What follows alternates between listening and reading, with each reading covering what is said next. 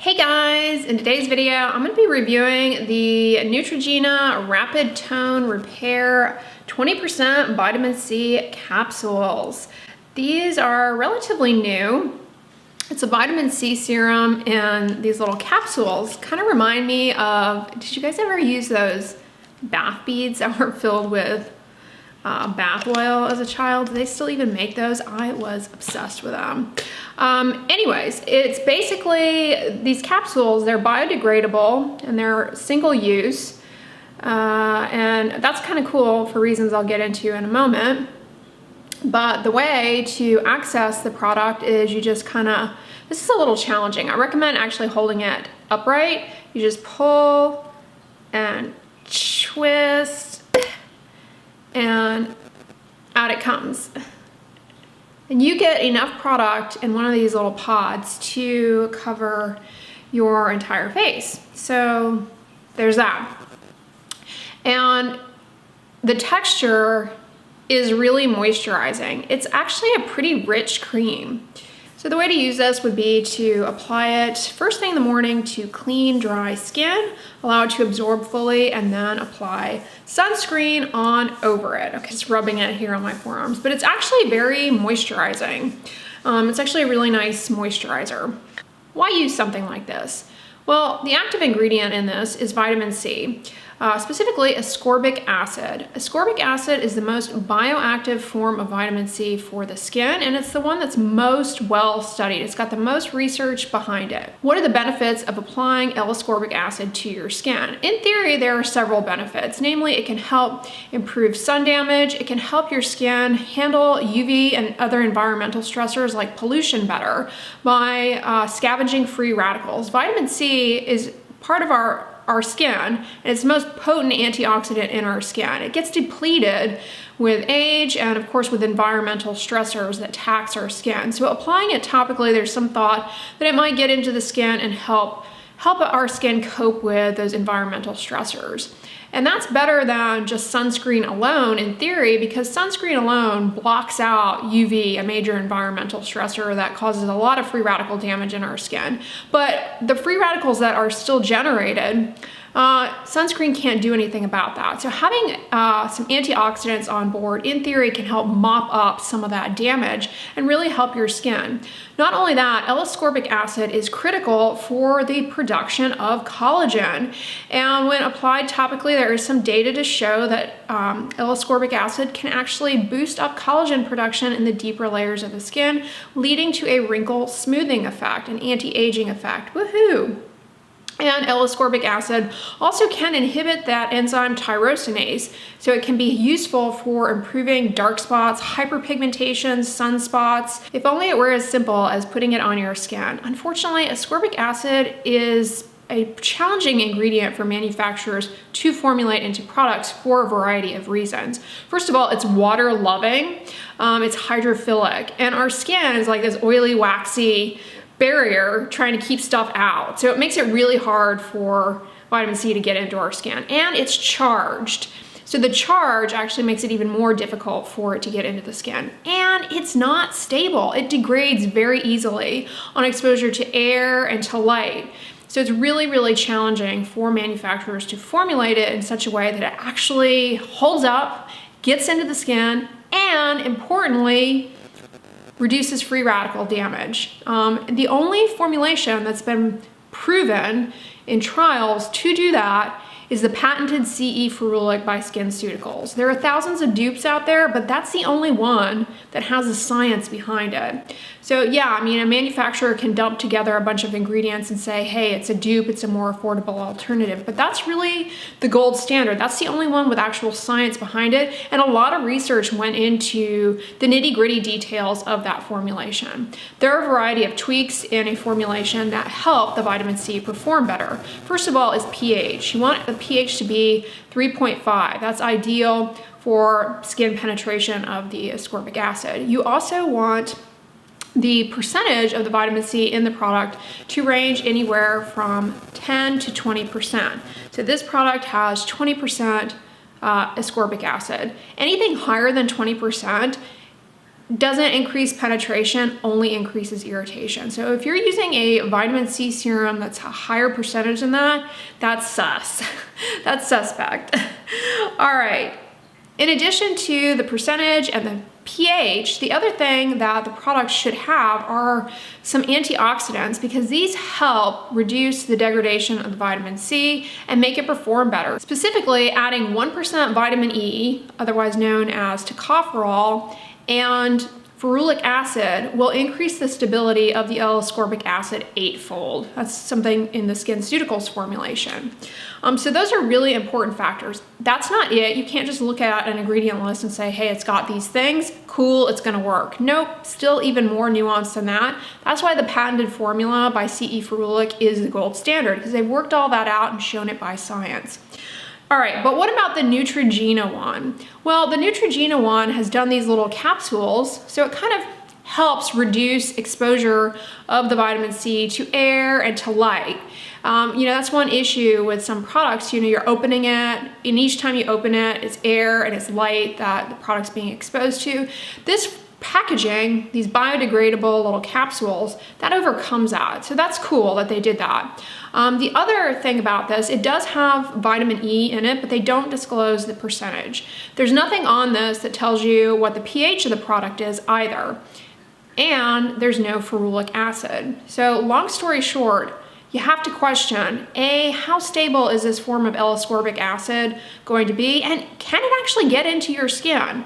We don't know what the pH of the product is. Now, Johnson & Johnson, they have a large R&D team, so I'm sure they did a lot of work to formulate this, and I'm not, doubting that it's effective. It's just, questionable. Without ferulic acid in there to increase the stability, how do they keep it so that it's stable? I mean, the pods, the little pop beads alone can't be enough. But overall, I actually really enjoy using these little pop beads as a morning moisturizer. The product is actually very moisturizing. It's free of fragrance, which is another thing that's actually important in your vitamin C serums. If you're using a vitamin C serum that has fragrance in it, you really have to question that, because fragrance ingredients, they easily can degrade and oxidize, rendering the vitamin C even more unstable. And there are also no dyes, which is another good thing about this. Dyes can be irritating for people, and I'm not a cosmetic chemist, but I suspect perhaps they could mess up the vitamin C too, because it is very fickle. I mentioned this at the beginning, but within each of these little capsules, not only is there enough to cover your face, but there's also enough to cover your neck as well. So you get a good amount of product in each of the pods. And then, the little capsules, while this is a single-use product, it's nice, they're biodegradable. So there's, not that environmental impact of like a plastic pod, kind of like where your contact lenses come in. Now, at the beginning of the video, I pointed out that the way to use this is to put it on first thing in the morning to clean dry skin. Truthfully, you could use it at nighttime. I mean, that's not a hard and fast rule. It's just better, and a lot of things you might be using at nighttime could degrade the vitamin C in this. For example, you may use retinol, or you may use some acid at nighttime that could compromise the stability of this. Sunscreen should go on after this is absorbed fully to, protect you from those UV rays. So the two together, it's like a perfect pairing, a good team. However, one thing they point out about this product is that it should not be used with sunscreens that contain titanium dioxide. So that alone makes me kind of question the stability of the vitamin C in this. Like, titanium dioxide, presumably they're telling you not to use sunscreens with that, because presumably it accelerates the degradation of their vitamin C. But, SkinCeuticals doesn't tell you that. And so that's kind of interesting to me. Like, obviously it's not as stable as that one. The other thing about the titanium dioxide piece, they point out sunscreen, but look very carefully if you use this. Look very carefully at your makeup, foundation, mineral powders. I mean, a lot of other cosmetic products you may be using may have titanium dioxide in them. So read your ingredients very carefully to ensure that it doesn't compromise the stability of this. If you like using titanium dioxide during the day, then you may want to consider using this at nighttime so that you don't have to run into that issue. is this product worth it? Here's the thing, y'all know, if you're new here, welcome, but those of you who have been around a while know I don't use vitamin C serums because of all of these limitations. Stability, interacting with other active ingredients that, cause the vitamin C to degrade, irritation, and cost. If I'm gonna use one, I'm gonna use the one that we know works. The one where they put the research into it for years and years and years before the patent was developed to really refine it, and they have the clinical data to back it up. And that's the CE ferulic. That's not inexpensive. Now I, am in a position where I certainly could afford to do that, but it's like, that one's got data behind it, not only as far as a clinical endpoint, we've got penetration studies showing it actually gets into the skin, and it's got data behind it to show it actually scavenges free radicals. So these are big unknowns with any other vitamin C on the market. Like, do they actually do these things? Like I said, Johnson & Johnson, the Neutrogena, which is what Neutrogena is under. So I'm sure they put a lot of research and development into this. And so I would trust this over many of the bazillions out there on the market. L-ascorbic acid is the most well-studied form of vitamin C, so if you want to use it, it's logical. However, this lacks the ferulic acid component. I don't know the percentage of the vitamin E. I don't know the pH of this. So I do question, does it actually penetrate? And the fact that it's not stable in the presence of titanium dioxide in sunscreens, I don't know. I think the CE ferulic is more data driven and probably a better bet. But this is not a bad product overall, and like I said, it's a nice moisturizer. Cost-wise though, truthfully, you're not saving yourself any money going with this product over CE ferulic. It's $35.99 for 30 capsules. That's 30 days of using it once a day. The CE ferulic is like 120, 130, something in that ballpark. And that product should last you 3 months to 4 months. So they're pretty much the same cost when you do the math. This will only last you 30 days. The other thing about this too is that, some people find that vitamin C serums cause a lot of irritation for them. Especially, given the thing I said about pH and things like that. A lot of people just find that vitamin C serums are too irritating. The unfortunate thing about this is that you have to sacrifice a day's worth of product to do a test spot. So that's, unfortunate. And again, it contributes to the cost. It's always a good idea to do a test spot of any new ingredient or product. So that's another limitation of this that you might want to factor in to using this. In summary, I would say this is not a bad product. I think it's good, but I do question the efficacy of the L-ascorbic acid in the product.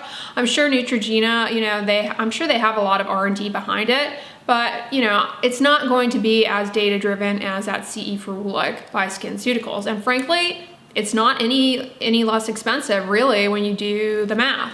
Others on the market that are kind of similar to the formulation of this, although you can't compare without, blinded studies and biologic endpoints, like would be the CeraVe vitamin C serum. That's an ascorbic acid vitamin C serum, or L'Oreal, also same parent company.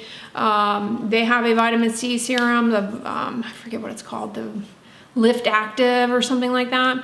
So that's another option. Both of those, I believe, do not have ferulic acid. So again, kind of the same limitations as this and the same unknowns. Like, whoa, we want something that would increase the stability eightfold, that ferulic vitamin E combination. Why they're leaving that out in these, I'm not entirely sure. And question mark pH would be the other thing about those. But those are, kind of similar to this. Now, beyond L-ascorbic acid, there are a bazillion other vitamin C serums out there, and you've got to read the ingredients at least to know what you're dealing with. Most of them out there are using other forms of vitamin C that are not evidence-based. L-ascorbic acid, that is where the data is at. The other forms, dicey. So for that reason, I don't recommend like 99.9% of vitamin C serums on the market, and especially those that are from smaller companies that it's just like, dude, where's the data? Have you put that much R&D into it? So if you want to use them, great. If you see benefit with them, wonderful. But it's always like challenging to recommend them given all of these limitations. Yeah, that's what I can tell you guys about the Neutrogena